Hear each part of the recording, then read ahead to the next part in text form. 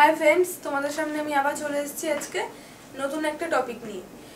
আমরা তো আমাদের স্বাস্থ্য ভালো রাখতে বা শরীর ভালো রাখতে, শরীর সুস্থ রাখতে জলের কোনো বিকল্প নেই। এবং ডক্টররা সবসময় বলেন দিনে অন্তত অ্যাটলিস্ট 8 গ্লাস জল খাওয়া আমাদের পক্ষে ভালো, এবং 8 গ্লাস জল খেতে বলেন তারা। তো সবসময় কিন্তু আমাদের জল খাওয়া হয়ে ওঠে না 8 গ্লাস প্রতিদিন। তো সেই ক্ষেত্রে কিন্তু কিছু খাবার খাওয়া যেতে পারে, যেই খাবারগুলোতে ম্যাক্সিমামটাই কিন্তু জল থাকে বা আমাদের দেহের জলের চাহিদাটা পূরণ করে। তো তোমাদেরকে আজকে সেই খাবারগুলোর নামই বলতে এসেছি, যেই খাবারগুলো খেলে আমাদের শারীরিক জলের চাহিদা অনেকটাই পূরণ হবে। যেমন কি মূলোর মধ্যে কিন্তু 96% জল থাকে, এবং এর ঝাঁঝালো গন্ধ এবং চমৎকার রঙের জন্য কিন্তু সালাড বানানোর জন্য এটা আমরা ব্যবহার করি, এবং এছাড়াও বিভিন্ন রান্নাতেও কিন্তু মূলো ব্যবহৃত হয়। তো মূলো এর জন্য খাওয়া যেতেই পারে, এবং মূলোর মধ্যে আছে অ্যান্টিঅক্সিডেন্ট, ক্যাটেচিন এবং রিবোফ্লাভিন এবং বিভিন্ন ধরনের কার্বোহাইড্রেট। তো মূলোটা খাওয়া কিন্তু খুবই ভালো। এছাড়াও ধুন্দুলটা আমরা অ্যাকচুয়ালি ম্যাক্সিমাম সময় গরমকালেই আমরা খাই, এবং এর মধ্যে কিন্তু 99% জল আছে, এবং এটা কিন্তু অনেকটা শসার মতো খেতে লাগে, এবং এটার মধ্যে পটাশিয়াম এবং ফলেট আছে।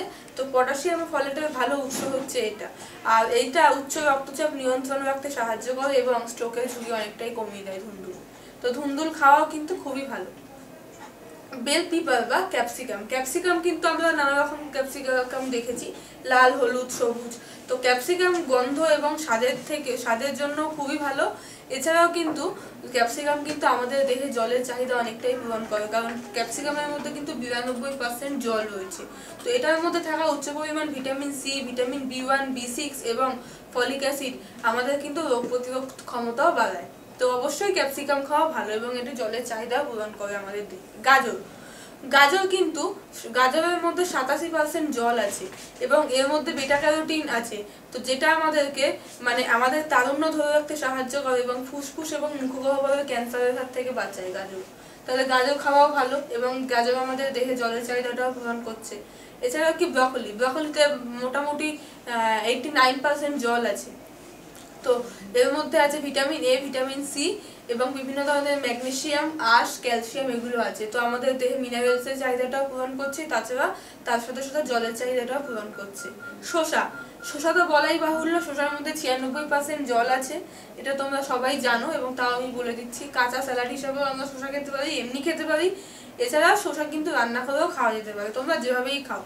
শসার মধ্যে কিন্তু থায়ামিন থাকে এবং ক্যাফিক অ্যাসিড থাকে, যা আমাদের সুন্দর ত্বকের জন্য খুবই উপকারী এবং আমাদের বিভিন্ন ধরনের প্রদাহ দূর করে। আমের মধ্যে 84% কিন্তু জল আছে, এবং আমকে কিন্তু আমরা ফলের রাজা বলি। এবং আমের মধ্যে রয়েছে ভিটামিন এ, B6 এবং সি, যা আমাদের রোগ প্রতিরোধক ক্ষমতা বাড়াতে সাহায্য করে এবং দেহকে শক্তিশালী করে। কমলা লেবুর মধ্যে 86% জল আছে, এবং কমলা লেবু কিন্তু ভিটামিন সি খুব ভালো উৎস, এবং ভিটামিন সি কিন্তু আমাদের চুল এবং ত্বককে ভালো রাখতে সাহায্য করে। এছাড়াও আমাদের শরীরে জলের চাহিদা অনেকটাই পূরণ করে।